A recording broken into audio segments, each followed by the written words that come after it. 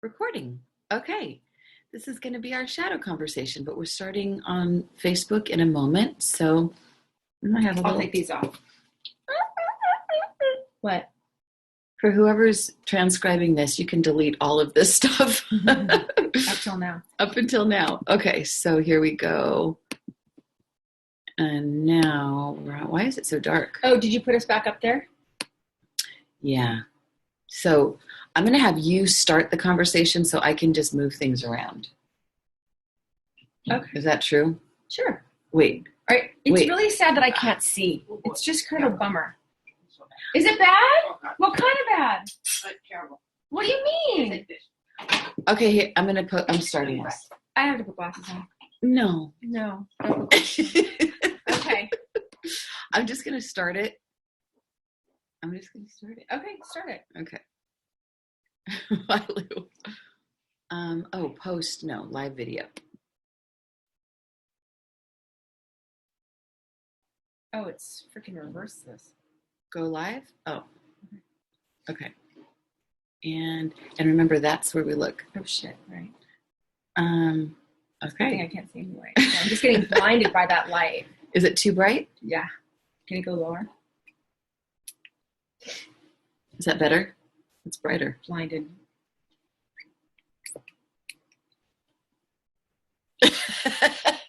But I think we look better when it's brighter. Okay. I'm so blind right now. Really? It doesn't have to be that bright? No. It's freaking me out. Okay. There. Okay. Is that better? Sure. Okay. Yeah, no, it's like I'm underwater. I see Okay. everything underwater.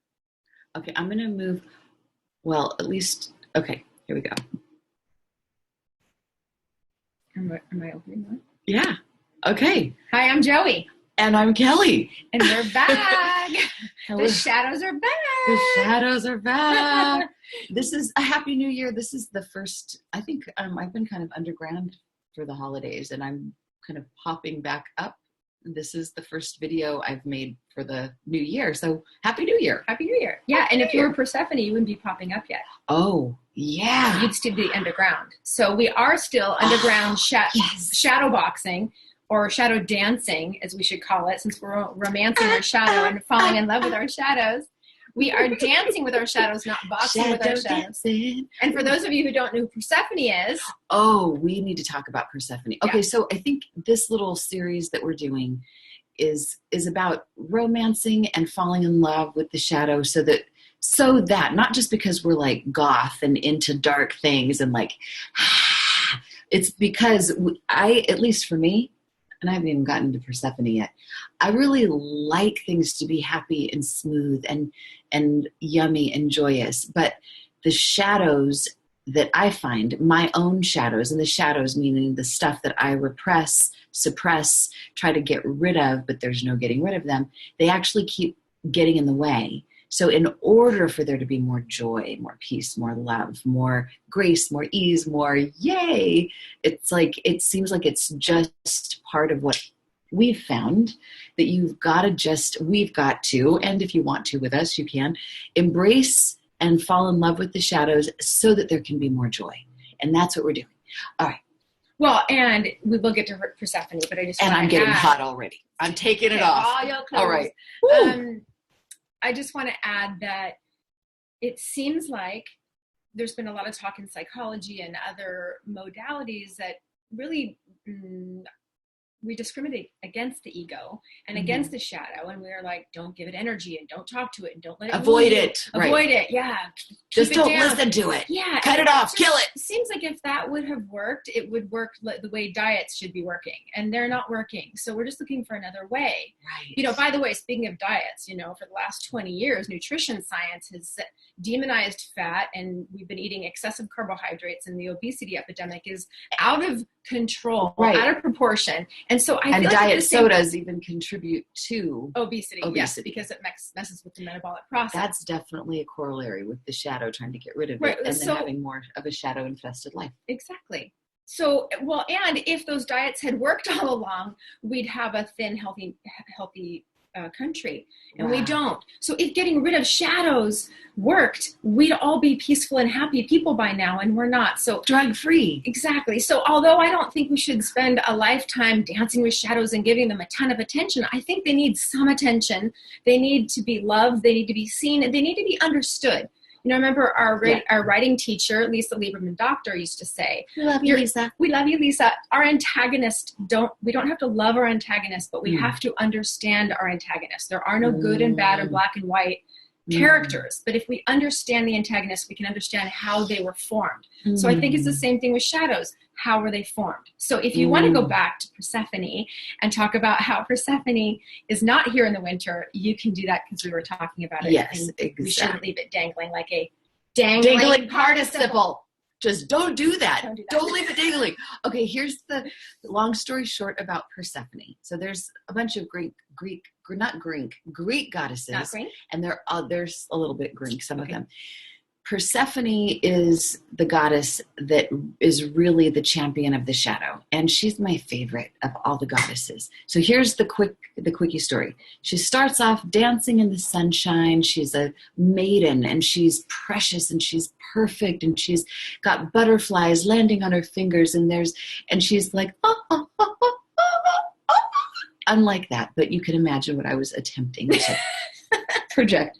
And all is perfect and innocent and light and lovely. And then suddenly, out of nowhere, the earth opens up beneath her feet and a big old gnarly hand comes reaching up. It's Hades, god of the underworld, who snatches her and throws her down into the underworld. The earth closes up and Persephone is a missing person. And she is then made to become the bride of not Frankenstein, but Hades, which is very similar. And Persephone could not be more horrified, disgusted. She runs and fights and does all the things that one would do if that happened to them. And at some point she realizes that she can run, but she can't hide. And you can, what is it? You can join them. If you can't beat them, join them. So she joins them. And she says, all right, I'm going to accept this and I'm going to become the queen of the underworld. Fine. And as she accepts it, she finds beauty in the underworld. She finds magic in the underworld. She finds a lot of depth and juiciness and things that she never would have expected. And as it is, this is how it goes. The moment you get comfortable in any one place, it's time for you to be ejected. So she just starts to own it and really come into her own. And her mother, via some of the other Greek gods, they do an intervention. They rescue her and they bring her up to the upper world. And there's a whole other story that goes along with that. But if you're going to talk, I want you to say about the seasons. Oh, yeah. So up until then, Earth had been perpetual, eternal springtime of the spotless mind. It had been perfect, but the moment Persephone was abducted, Demeter, who's the mother of Persephone and in charge of the earth and the harvest, she turned the world to ice because her heart had turned to ice. And she said, until my daughter is returned, Zeus, because you're the one who can see all things and you're her father, for God's sakes, for Zeus's sake, until you return her to me, there's not going to be any food on this earth. And if there's no food on this earth, guess what? All these mortals that worship you, there won't be any. You will have no one to worship you. So a little bargaining power there. How do you like that? Hell hath no wrath? Fury. Then I can't think. Then an angry mother. Exactly. Thank you for being my brain. Oh, no. Okay. We need two of them. We need two. Yeah. Okay. So eventually, when Persephone is given back, now it's no longer winter. So according to the legend, this is how we get our seasons. So she comes up during the spring. And when she comes back, do they make a deal? They don't make a deal, but because Persephone ate some food in the underworld, she ate a few pomegranate seeds. The rule is if you go to the underworld, don't eat anything. Because then you're stuck there. You're not stuck there, but you're tied to it. Tied to it, okay. Tied to it. But she gets to come up for spring She and comes summer. up, but she's tied every year. So she has to go back down. She goes back down. Okay, so that's how we get spring That's and summer. how we get, exactly. And it happens all, like, it's just in perpetuity. So the thing is that once she comes up to the light, she's disoriented, of course, because she had acclimated to the underworld. And then she's back up in the light and she can't see. And she's like, whoa, this is so different. I'm not the same little girl I used to be. I'm not the queen of darkness from the underworld. Who am I? Once she figures out who she is, she realizes she's all of it. She is the little girl of innocence. She is the queen of the underworld, and she's the one that can stand in the light and bridge all of those seeming divides and help people who get stuck in the darkness to come back up to the light. Those who are stuck in the light, like happy, happy, happy, happy, happy, happy. She's the one that says, you got to have a little tour of duty down here in the duty. In the underworld. Well, and what did Reverend Michael say?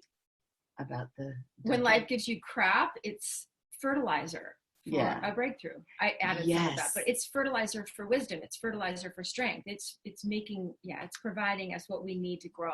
Yes. So we don't have to be victims to the difficulty. So we're becoming Rosie. So exactly. So Persephone isn't a victim. Ultimately, she is a kick-ass warrior. And that's what we all are capable of being if we know how to face our shadows and we embrace them and learn to love them and see the beauty and the blessing of them. And then we are no longer afraid of anything. And then we can have just a beautiful life. So can I use one little example? Yes. And it's making me think of something. Okay. I'll add later. When I first started doing the Dream Project years ago, I was in my mom's classroom and Dana and I came in and we were filming. And this is in gang territory. I mean, these are junior high school kids. They're little, but they're still little gang bangers. And I instinctively knew if we didn't include the baddest kids in the class and get them involved immediately and bring them into the light, we were going to have a horrible program and they were going to take us all down. So Jose and Romero, the guys in the back room, the back of the rows, that were just like, this is stupid. I'm not doing this. I'm like, hey, you get to be in charge of the light. You get to be in charge of the projector. Gave them a role, gave them something to do. They brought leadership to the program. And the program ended up going great because all of the other kids that really were interested in playing, once the shadow was involved and had been brought into the light, it was no longer a shadow. Then we were no longer having 1 foot on the accelerator, 1 foot on the brake and not able to get anywhere. We were able to completely rock. And the kitty cat says amen. So I think that's good. Oh yeah, she's out here yelling. Oh goody. That's exactly what Krista said was going to happen. The black kitty. Yeah. It's okay. Indy. Yeah. So you were going to say. Okay, I was going to say something about the extremes of the lights and the darks. My friend Leslie was telling me that in psychology she was studying about how extremely nice people, extreme codependents attract sociopaths. Ooh. And good girls like bad boys. Good girls like bad boys. Bad boys like good girls, maybe. And good boys like bad girls. Okay. Those combinations. And good girls like bad girls. Yes. And good boys like bad boys. Yes. Okay. What's that game, Cards Against Humanity? Yes. And a mommy loves a daddy, and a daddy loves a daddy, and daddy loves a mommy, and mommy loves the daddy, and they all love each other. Oh my God. That game is that is a perfect shadow game to play. That is. Talk about making friends and laughing. With your shadows. Yeah. And everybody else's. Ooh. So anyway, there was something about that extreme, Leslie saying that to me that made my eyes go, because I have definitely come from extreme codependence. And I had a tendency to attract some dark characters. And that reminds me of the Bluebeard story. Do you remember the Bluebeard story from Women Who Run with the Wolves? Yes. Yeah. It's lovely to be sweet. It's lovely to be kind. And I think the last time we did a Facebook Live, I was talking about how one of my shadows is sweet, nice girl.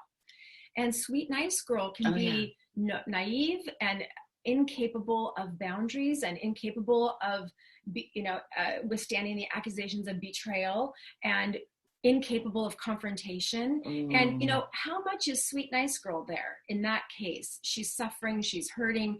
She's being disrespected. She's disrespecting herself. She's letting other people mirror herself disrespect. So it's like, I just want to say that, when Persephone, who knows? Maybe Persephone was in her extreme codependent state when Hades had an opportunity to lure her in. I actually don't know the story well, so you'll have to correct me, but I'm like wondering, did he lure her? Oh, well, according to the myth, from what I understand, she was in her pure innocent state and just and like in pure light. And she stopped to smell the narcissus plant, which apparently at that time was the most fragrant of them all and the most beautiful. And the symbology is that she became self-aware in that moment. Narcissus, there being something about narcissism, like self-aware, the ego stepped in, and somehow that created a separation. It was the moment that she stepped out of being just pure innocent into having some kind of self-awareness, which I guess the beginning of self-awareness can be a dip down into the dark side. It doesn't, I mean, often I always, I don't it's want the material side. If she came from pure light and then she sort of materializes and became a person, like she became a real boy, like a Pinocchio, like a Velveteen Rabbit. Gosh, we're bringing in a lot of different. I know. I'm just wondering, like, I don't know. I'm trying to equate. Any Jungians out there? Help us out. Right? And I can't read any of that. So I think there's some people. I know. It's hard to see. I don't have my glasses on, so you don't see the reflection in my glass. Oh, here we go. Now I'm scrolling. I'm scrolling. Dana is into Panga with his Shadow. Aw. And my dog is named Shadow. Oh, Hi, Shadow. I didn't know I was going to name my dog Shadow. She was a rescue dog whose name was Shadow. Oh my gosh. And I was like, we're changing that name. But it's stuck. No, it's perfect because we are loving our shadow. And Krista Ankeny is in it to win it. Awesome. Okay. So back to what we were saying. So if you see something that you need to say. But I just want to say that there's something about... What are the dark side of marshmallows? Oh, how about high fructose corn syrup? How genetically modified. Dana and I were just talking about how I am a marshmallow. Oh, well, you can be a marshmallow, but you're not made from high fructose corn syrup. No. In which case we can eat you. No, but this relates to what you were just talking about. So I know, and I hope I'm not cutting you off, but I think it kind of ties in. Well, interject. Just go. Keep going. All right. Okay. Yeah. I think it's so important. I think it's so important to watch the nice girl, the nice boy shadow. I think it's so easy to point at the rager and the screamer and the alcoholic. And it's so easy to point at these shadows, the narcissist, the selfish, the grumbly, the grumpy, the angry. These are such easy shadows to point at. But the nice girl, the nice boy, the I'm afraid of conflict shadow can be so incredibly dangerous to the self. Because that person is so worried about conflict, so worried about safety, so worried about security, that they're not being honest about their personal needs, their personal safety, their personal boundaries, all the way to their detriment until they become those other things, because there's nowhere else to go. And I'd like to say they, but let's be really personal here. I grew up with rage in my family. I grew up rage in my home, in my heart, in myself. I was a rager. And this is a function of being nice girl so long that I couldn't put myself off enough that I finally had to exist. I finally had to say, I'm a person. I'm not an enlightened being. I'm only pretending to be an enlightened being so that you will like me and so that you won't be mad at me. And if I have needs, I'm afraid you won't like me and you'll be mad at me and you will toss me away. So this nice girl shadow is one of my most frightening shadows. And she brings up some other scary shadows that I have faced really bravely. And now I'm learning nice isn't safe. Sometimes we have to take a shot glass of discomfort now in order to avoid a pint of pain, resentment, anger, or shame later, when I can't control myself because I finally lost my crap and I needed something for myself. And now I'm finally going, God darn it, I need it for myself. Like, where did the nice girl go? And did all that nice girl buy me the right to act out and to be rageful in that moment? Did that buy me the right? No, it lost me respect and it lost me the right. So I've had to learn to validate my own needs and to present them in a respectful way so that I do have the right to have those things. But the minute I was a rager, I lost the right, I lost the respect, and I was invalidated the nice girl. So this nice girl shadow, No, I'm learning that I can be uncomfortable. I can be uncomfortable with disappointing someone. I can be uncomfortable that I didn't give them what they wanted. I can be uncomfortable that they may not like me anymore, that they may not want to be my friend anymore, that they may want to divorce me, that my own son may not like me if I tell the truth. But if I don't take that shot glass of truth now, I'm going to ache later. I'm going to ache in a layer of shame that rejects myself, that leaves myself. That's the worst kind of abandonment ever, is when I reject and leave myself. So you can all leave me, but when I leave me, and I leave me all the time, that's the worst. Yeah. So now I'm just saying, if I want to be someone respectable in this world, and I want to be loved, and I want to feel safe, I have to be honest. And honestly, and I'm almost at the end of my rant here, the beauty about being honest is that it's really just reporting on the weather. It's defenselessly reporting on the weather system of my body, myself, my experience. It's not me being judgmental or critical or discriminatory or rageful or mean or critical. It's me just objectively reporting on my senses, like, oh, that's uncomfortable for me right now. Oh, the weather just went to 62 degrees. That it's the same exact thing. It's not bad or good. It's just the weather is 62 degrees. And for me, who gets cold easily, I need a sweater. Oh, I just felt chilly and unsafe inside. Oh, I feel like I actually need to go to sleep, and I can't say yes to you about that. Oh, I can't give you a discount. I'm sorry, my rent is too high. Like, can I withstand people's not getting what they want from me? Can I withstand that in order to retain my identity as a human being? Not the nice girl to be safe, but my safety is actually reliant upon my truth, not on what you think of me. Word. And remember Terry Cole Whitaker's book, What You Think of Me is none of my business. All right. All right. Well, down with my rant. That was a beautiful, beautiful rant. You see why I love her. Oh my goodness. Okay. Wow. So I think there's something about the game, and we talked about this in the last video, about looking at the world as if, according to Carl Jung, everyone in our dream is an aspect of us. And guess what? We're always dreaming. So this is a dream right now. So everyone in our world is an aspect of ourselves. So if I'm not afraid, if I embrace the part of me, I'm totally jumbled today. If everybody is me and I own all of that, then I'm not as afraid of disappointing somebody. I'm not as afraid of what they're going to think of me. Like, I mean, it's a little scary doing this video because it feels like we're kind of airing out some not so dirty laundry, but a little bit of dirty laundry out here. And yet there's some part of me that feels like, well, part of it is about contribution, because I feel like this is an important topic. I want to contribute to peace on the planet, and I want to contribute to peace in my planet, my inner planet. So this feels like a piece of bedrock that we've come to, and that's why I'm sharing it. But I feel like there's peace that comes when you're not outside of me, when you're all happening in here. It's an easier way to interpret dreams too, by the way, right, if you look at everyone in here. But one of my shadow pieces got called out years ago. It was actually around the time that I first met you. We did the Sterling, you wanted to do the Sterling Women's Weekend. You got kicked out. No, I didn't do everything on time. Right. We couldn't sneak you in, which was whatever. But at least I met you then. But in that weekend, I was called out by the facilitator. I was called a Black Widow. And I was like, excuse me, I couldn't be sweeter. I'm always just like, there's a common denominator in this nice girl thing and what we talked about last time about me trying to like beam love so much and then being called overbearing. He called me out as a Black Widow, and he saw how, at least in relationships, in romantic relationships, I would charm them.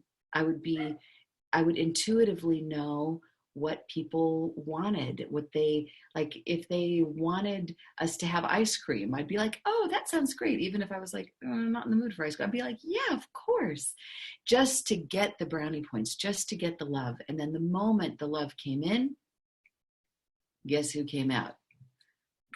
I'm out. I would break up and I would leave because it was like some part of me that was saying, this isn't sustainable. It's not sustainable for me to play the role of Barbie doll, right, and being exactly who you want me to be. There is an expiration date, and I might as well be the one to pull the plug on this because I'd rather pull the plug than have you find out and then you pull the plug. So there was a ton of work that happened inside of me after that moment, a ton of honesty and self-reflection, and I'm still doing it. I've gotten accused by a teacher type of person that said, oh, you're trying to be so lovable. And I'm like, no, I'm not. Oh my God, I was. Oh my God, trying to get the love. And then once the love is there, there's like because it feels like it's all false. Okay. Is any of that making any sense? Oh, yeah. Are you relating at all? I have a feeling anybody who's watching this, because you're in mine and Joey's world, you're probably a nice person, I imagine. Don't call them that. I know, a nice person. That's well, mean. In the nonviolent communication world, there's the nice dead person because it's all so nice and and then Stepford woman breaks.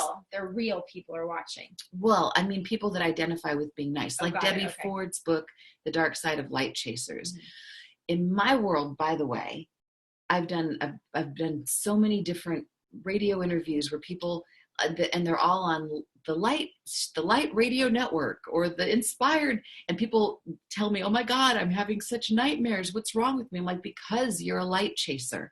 You're a good person. You're trying to be a healer. You're wanting to be somebody that brings the light. So of course your shadows are going to come up, and thank God, and they're going to come up in the form of nightmares. And it's an opportunity for you to see what's valuable and beautiful in those. Which brings me to a whole other thought. Do you want to say anything about that? I'm ready to go. Keep going. All right. So if you don't think we're completely insane, I hope you don't. And if you don't, that's okay, because that's my own part of myself. Because what they think of us is none of our business. All right. But here's a little thing about how to do shadow work.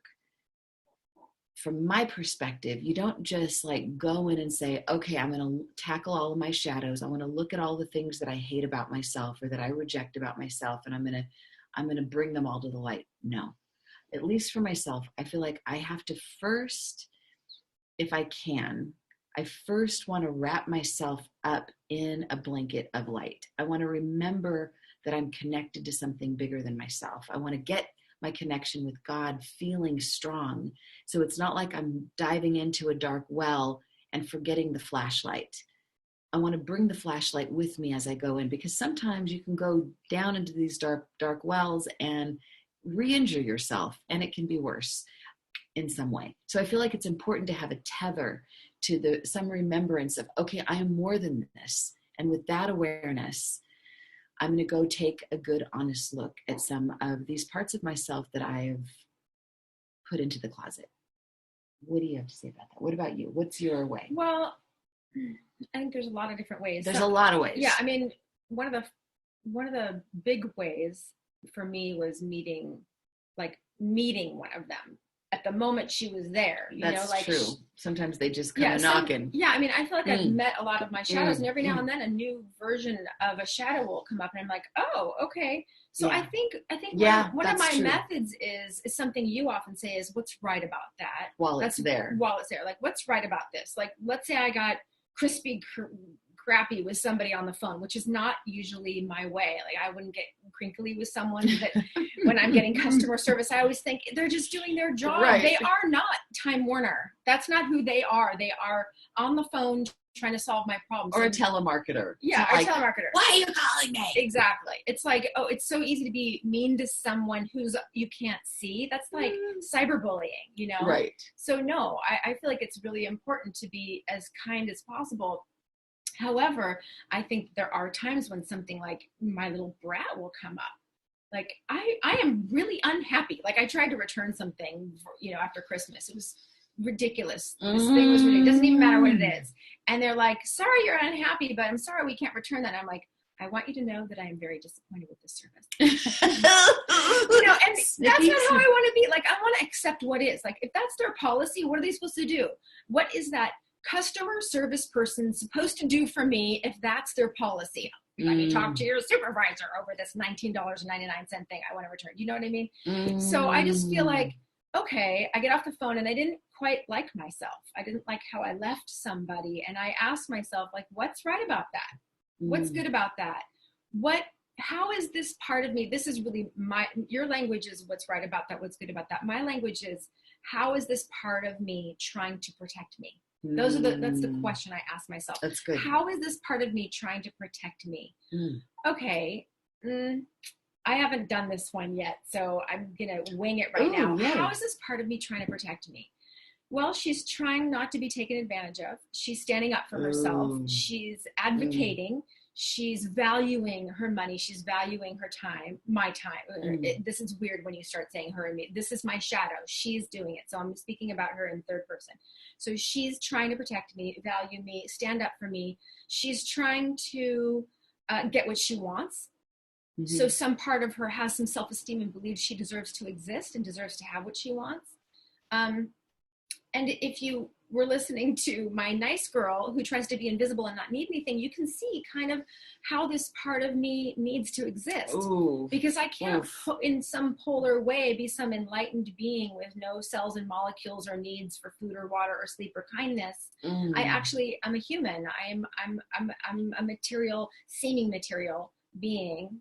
We can have lots of physics talks about how I'm not material and how teeny little my material actually is. But for this moment, let's just say I'm a human that eats and drinks and sleeps, and I have needs. So the part of me that's always want to put myself off and not exist so I can be spacious for everybody and be a womb for everyone's growth and be able to hold anything that anyone does at any time because I'm so light and big and spacious. You know, I'm running out of breath as I'm saying it. I'm so light and big and spacious. You're drinking blue. Yeah. So I think that this part of me is trying to go, no, you're a human and you do have some needs. And I think that the more I let myself have my needs, the less yucky, or actually, sorry for judging you, Shadow. My dog? No. Oh. My shadow that I just said she was yucky. Right. I don't want to say she's yucky. She's like, if you, Joey, would have taken care of your needs to begin with and validated your own self first, you wouldn't need my young voice to do it for you. My voice is young. This voice was like created when I was 8 or something like that. And she's like, but I want my needs met. You know, like she got created when I couldn't, you know, when my higher self wasn't speaking for me, when I didn't have self-esteem or self-worth, when I didn't think that I deserved anything, and I was trying to be this good, spacious person, then that little survival, call it ego. My ego woke up and goes, no, we're trying to keep this I'm trying to look for the vessel. I'm looking for a biological word. The body bag. Yeah, kind of. Well, like I want to say this mechanism, but no, this. God, I can't find it. I can't think either. Oh my God. Okay. Wind so anyway, tunnel. This being wants to exist. So it kind of created a voice going, no, let's protect that person. Let's make her exist. Microorganism?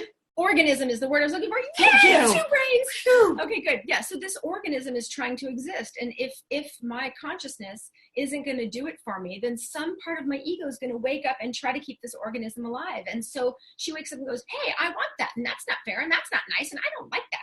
And I want you to give me more. And I want to speak to your manager. That's my little 8-year-old organism trying to keep me. My 8-year-old trying to keep my organism alive and safe. So, okay, great. So we just deconstructed one of my shadows. That itty bitty little shadow, that little thing I just called yucky for a moment, she's just trying to protect me. So I want to fall in love with her. I want to thank her. I want to get what she's trying to do. And as an awakened adult, as a person that's more awake now than I was when I was 8 or 10 or 12 or 25 or 35, I want to use that to say, oh, there's a place where I wasn't advocating for myself. I wasn't valuing myself or respecting myself. And if I was, I wouldn't need that version of that voice to do it in that way that doesn't feel respectful to me. And that wakes up a little shame in me.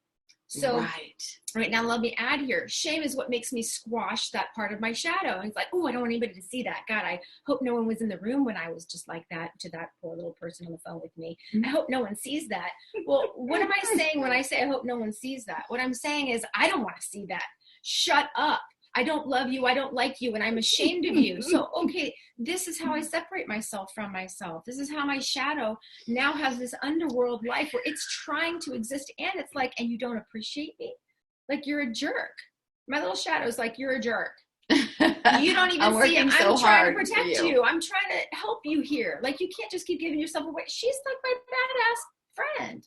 So now if I can appreciate that, and like Lisa says, if you can understand your antagonist, then they can have a little bit of life. You don't have to reject them. And then I can be more integrated, which is why we're doing this. We're doing this because we want to have more integration in ourselves and in our community and in the cultural language. We want more integration. And by the way, when have we ever been, when since the 1940s and World War II, have we ever been so disintegrated as we are right now in our culture?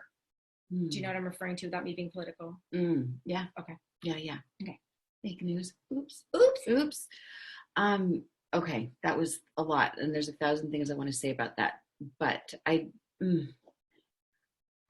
have, okay.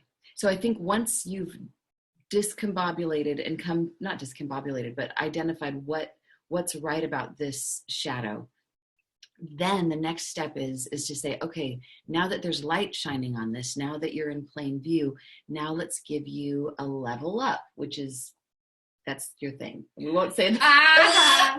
Okay, wait, my ego came up today. I'm like, I don't want to be invisible anymore. I come up with things and I want credit for it. So she was giving me credit because that's for level up. Okay.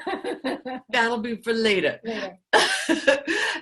Okay, so then it's time to level it up. It's like, it's not embracing the shadow, romancing the shadow, falling in love with the shadow isn't about condoning our bad behavior. That sounded like a fart, but it wasn't. That was my just foot on the, sorry, it's my cowboy boot on our I'm not stool. ashamed of that. It's all part of it.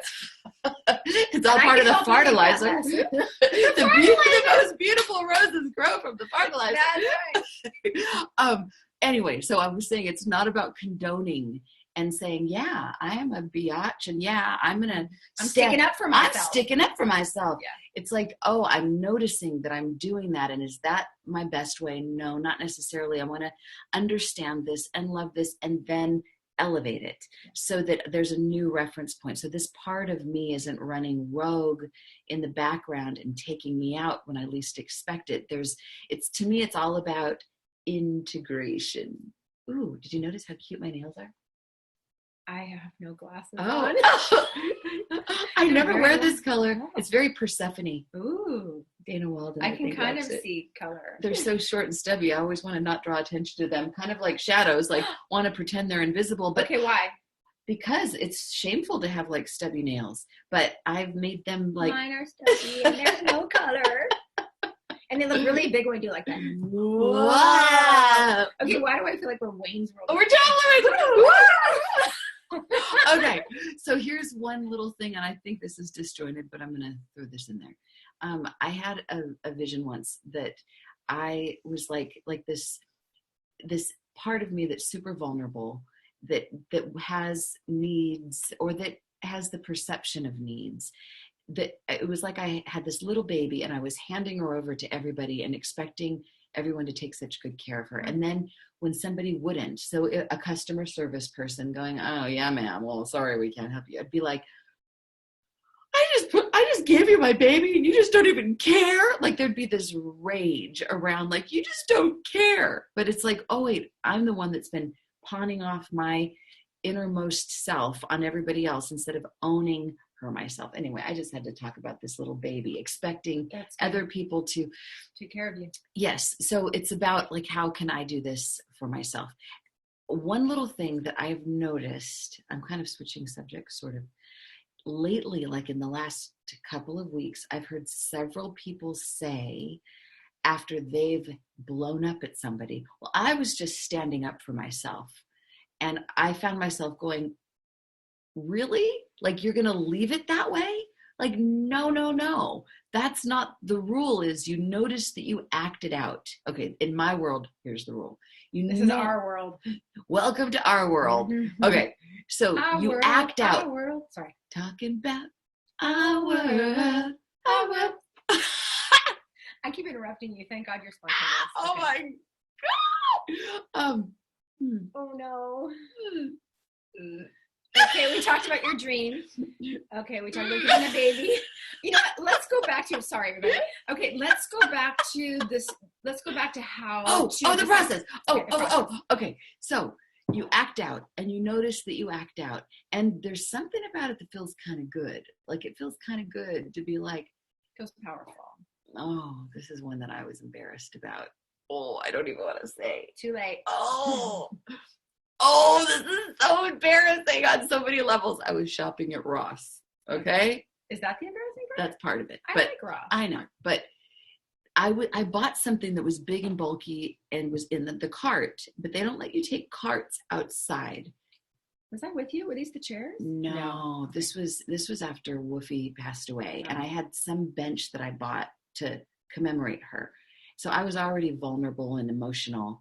And I was like, so I can't, my car's all the way across the parking lot. I can't park in front because it's all red. And is there anybody that can help me carry it out? Or how am I supposed to? And they were like, I don't know, lady. And I was like, fire!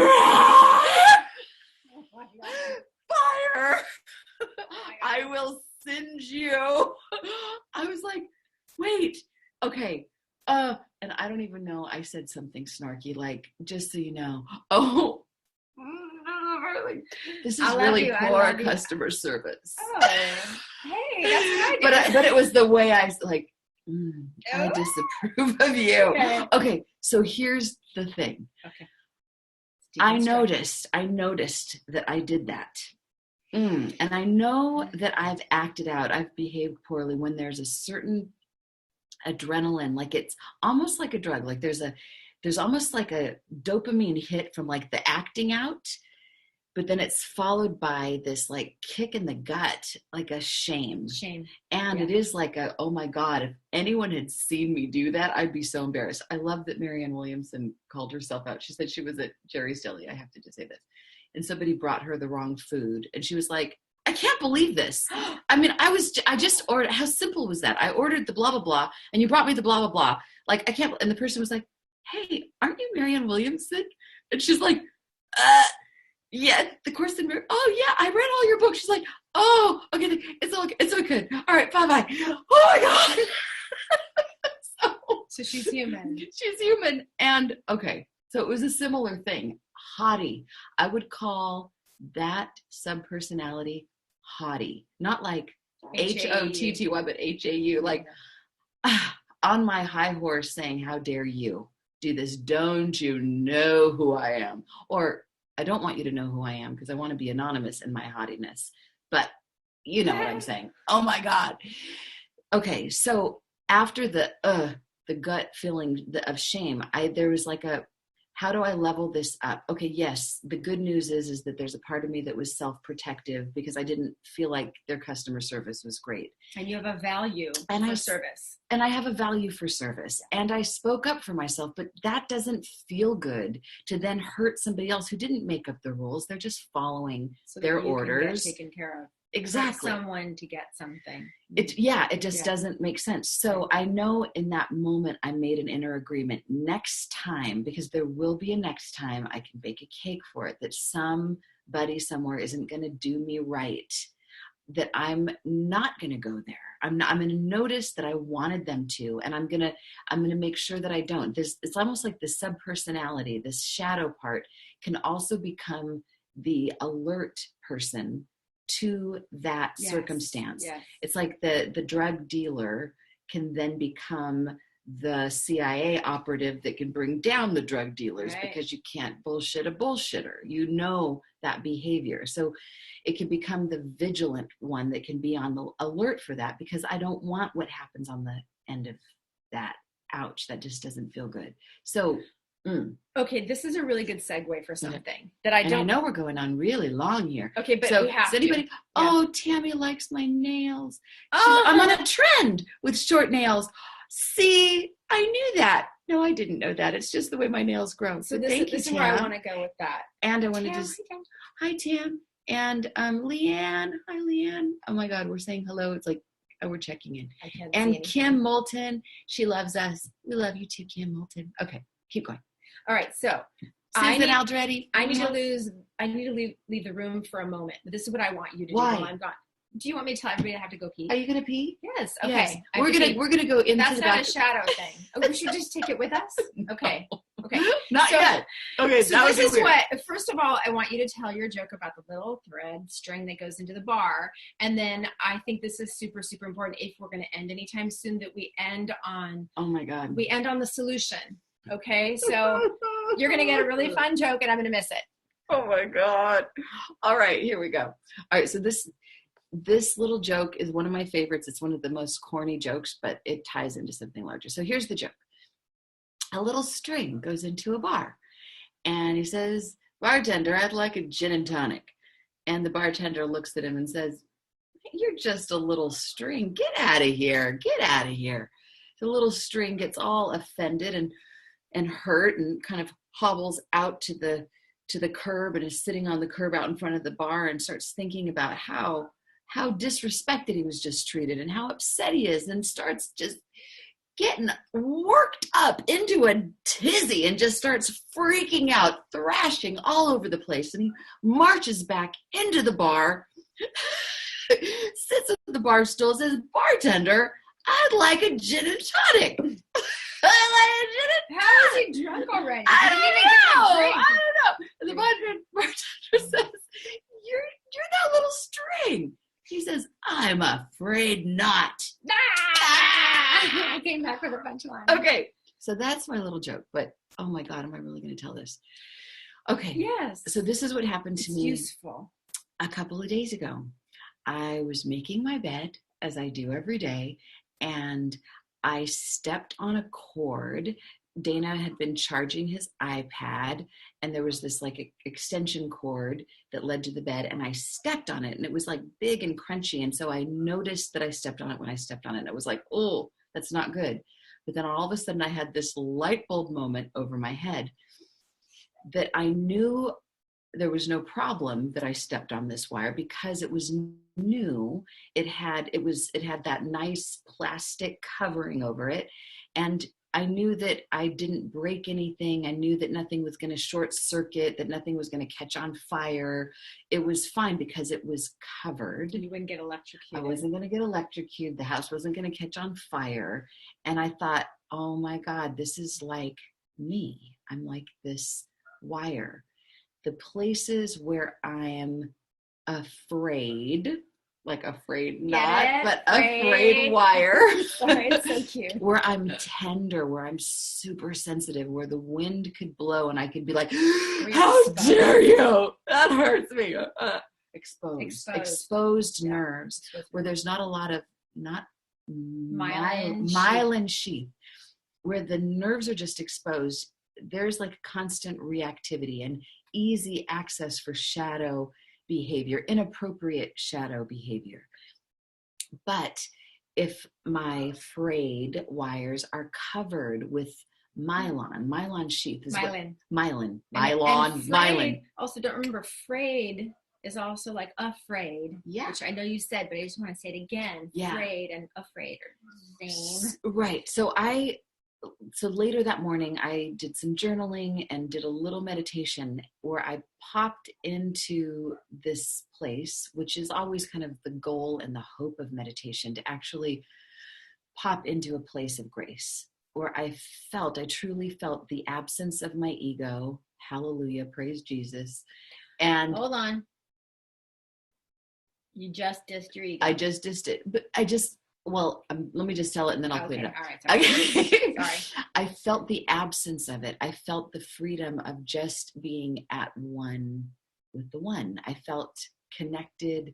And while I was in that place, I imagined that all my circuitry, all my wires were being covered with this myelin, with smilin for myelins. Like I was just being covered and coated because the meditation was kind of buoying me, lifting me up. And so I felt less afraid, less reactive in the vulnerable places that I had just earlier that morning felt vulnerable, susceptible in. So it felt like that was the antidote, was not just a meditation, but finding that place of grace. And you can find that through yoga, through eating well. By the way, Joey's got an amazing cleanse that she'll be advertising soon on loveyourwaytohealth.com. Mm-hmm. Yeah, so you can do it by eating well. You can do it by doing dream work. You can do it by, there's all kinds of ways to get breathing, yourself. just breathing and being present, just stopping and resetting and seeing your safety right here and right now. Exactly. And by embracing your shadows, there's something about the like being in pursuit of the shadows so that they're not in pursuit of you. So that you catch them in some ways, hopefully before they catch you. Then it's a little bit, we have a little bit more leverage in those moments. But it's not always going to happen. They will sometimes catch you, and we can say, well, they're waking us up. Right. It's like I think when they act out, it's a little alarm clock saying, hey, you weren't listening to this before. You've had a lot of messages and you didn't hear. So now we're starting to act out because you weren't listening.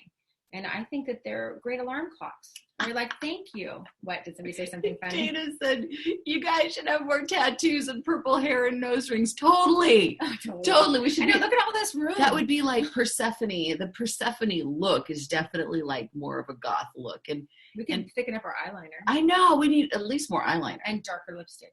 Totally. That would totally do it. You know what we should do? We should dress up as our shadows. Oh, that'd be fun. I want to do that. At least for Halloween. At least for a photo shoot. At least because I want to love my whole self. So I want to have like a whole wall of my family.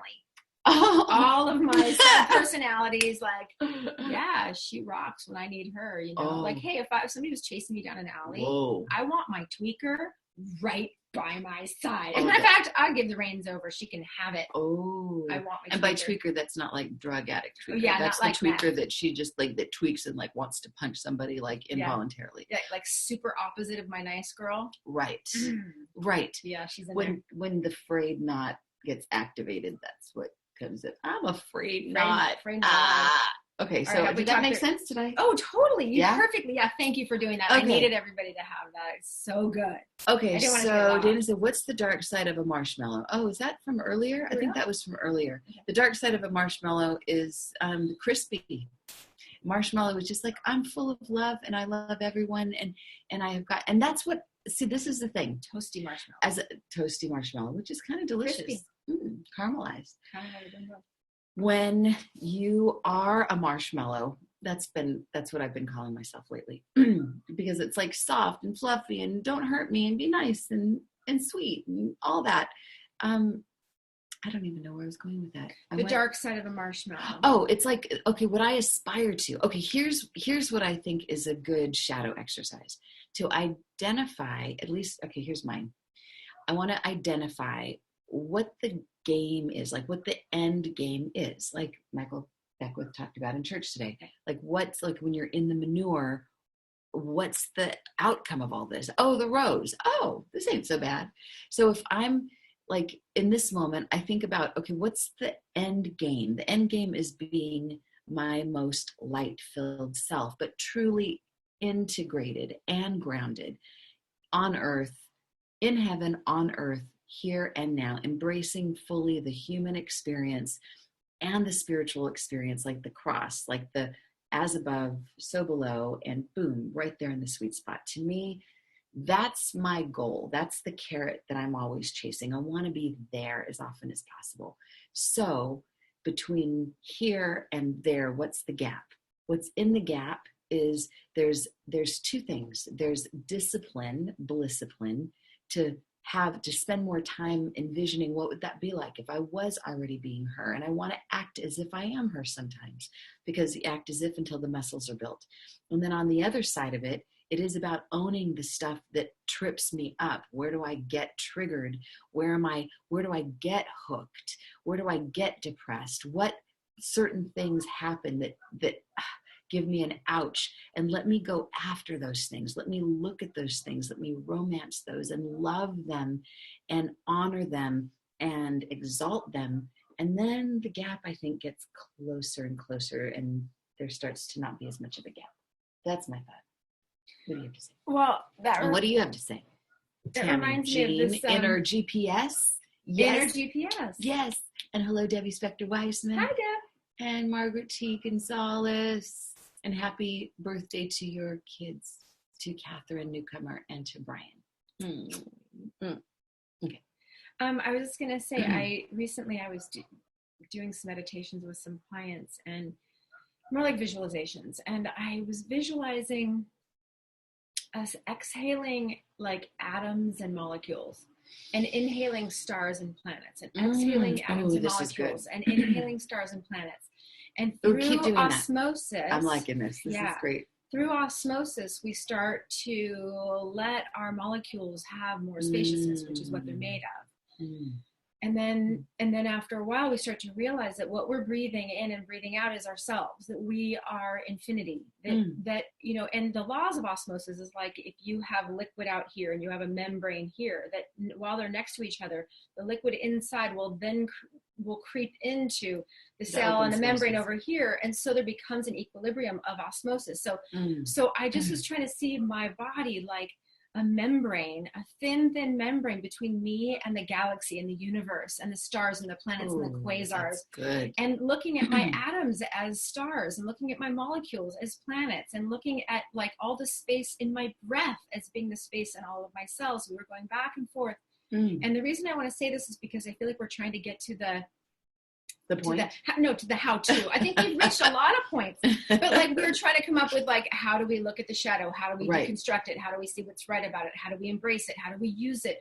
So one of the things, and I have to put my arm up here, one of the things that I came up with was to put my hand on my wrist, because I was trying to do a little neuro-linguistic programming with my friend Melanie and with my friend Danielle. And so we put our hands on our wrist like this, and we tapped. So the thumb underneath was where our blood supply, the pulses, and the finger on top is where our watch would be. And so this became the NLP spot, the neuro-linguistic programming spot, where we programmed the nerves to remember what we had just done. So it was like a 17-minute visualization, or 14 or something like that. But while we were doing it, I had them tapping, and I was tapping. And I'm like, okay, so as we're doing this breathing in and out osmosis thing, and we're remembering exactly who we are, we're completely made of infinity. It's impossible for us to not be enough. It's impossible for us to not be good enough, not worthy enough, not lovable enough. It's unnecessary for us to race to become something or get something done. It doesn't mean we don't want to get something done, but we actually don't have to come from the place of we're trying to get to this space of connectedness. We want to come from the space of connectedness. So everything that we do is from connected and from whole and from infinite. So this, I just want to give this to everybody. Like, if you just simply do this inhale breath of the stars and the planets, and the exhale breath of your atoms and your molecules while you're tapping, and you remember that you're all of it, then everything you do is really that you're just a tree trying to get higher toward the sun, but not because you're broken or not good enough or too short, but because you have the impulse to grow toward the sun, which is what we're all trying to do. I think we're all trying to grow toward our light. We're trying to remember ourselves. We're trying to peel off or scrape off or water off the mud that's surrounding the golden Buddha that we all are, so to speak. So anyway, I just want to say that. And if anybody wants this visualization, you're welcome to have it. All you have to do is email me. Oh yeah, give me your email. I'm Joe at loveyourwaytohealth.com. Oh, you should make a meditation out of that. A recording. It is. Oh, it's already done. And people get that when they go to your website? No, they have to ask me for it. So if you go and you should sign up for her website too. Yeah, sign up for my website. And you actually get a free. Okay, I don't mean to make this a big pluggy thing. No, it's you get a free like a manual of 5 really great foods to help you maintain. It's beautiful. Thank you. Maintain weight and stabilize energy. So you get that for free, and you get on my newsletter. But you can, I think you have to go to my contact page though to ask me for this meditation. So if you ask me for this meditation, give me your cell phone number also. I don't think it asks for that, so you have to put it in the notes section. Give me your cell phone number, and I will text you the meditation. Ooh, nice. And you can have it, and you can save it right into your voice memos. So this, I feel like this meditation, and this is kind of like having our eyes on the prize. Like, this is where we're headed. It's not just like shadow work for the sake of being goth. It's like shadow work because it's what comes up as we're pursuing actually becoming the entire macrocosm within the microcosm that we are, so that we can have heaven on earth, so that we can be heaven on earth, so that we can have it and stabilize it and not go, oh, I'm feeling good right now. Just nobody rock the boat. Everybody better be perfect. Otherwise it's like, no. Like just knowing that the entire universe is conspiring on behalf of us having this awake moment. So even in the moments where we get triggered, where somebody else gets triggered and they blame us, or where we get poor customer service, whatever it is, if we can know all of this is moving me toward having this awake experience more often and stabilizing it and uniquifying it. Because I think it's not just a one size fits all kind of a thing. I think it is for all of us, but we all wear it a little bit differently. We need everybody to wear it in some way and to enjoy as much as possible, enjoy the journey to getting there and then forgetting it, getting there and then forgetting it. And then being here. Which is where there is. And this is, I think, a really good place to just end. This is like a good ending of a beginning of a new year. Yeah. So I think let's just, our wish for everyone for the new year. I wish for integration and a sense of connectivity to infinity, to all others, and to a sense of peace in the process. Ditto. Hey. And I'm not calling you a hoe. Oh, yes, I am. Okay, I'm all of it. Okay, because that's part of it. So my wish is that you, remember that you're everything, that you're all the stars in the galaxies, in the universe and beyond, and that you are beautiful beyond description, and that you are perfect, and you are flawless at your core. And being all of it means that you're every single facet of that diamond. So if somebody accuses you of something, you could say, yeah, that's true. I am a hoe. I am a whatever that is, even if it's just the teeniest little fraction. It's like, I am that. I am that. Yeah, that's okay. There's room for that in here because I'm infinite. And I'm either infinite or I'm not. So I'd rather be infinite than not. And I think Einstein said that something like that we're either everything or we're nothing. I'm butchering Einstein because I can. And he's not here. He's here in the ethers.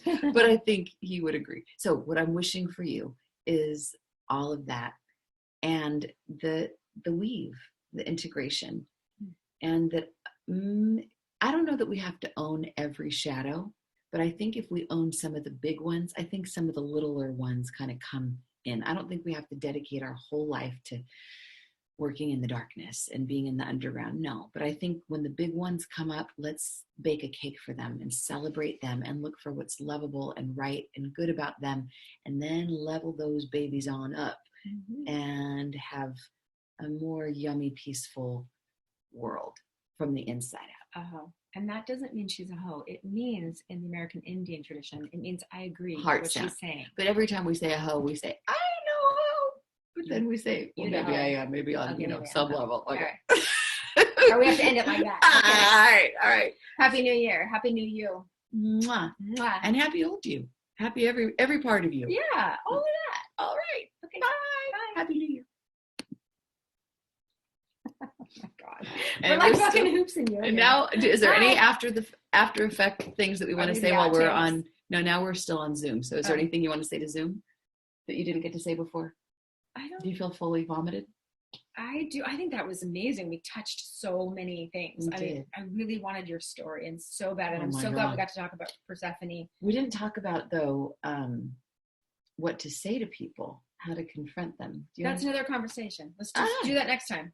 Yeah, I mean, I'm chewing on that, so we can just keep chewing on that. Okay. Happy New Year. Happy New Year. And we're out. Bam. Again?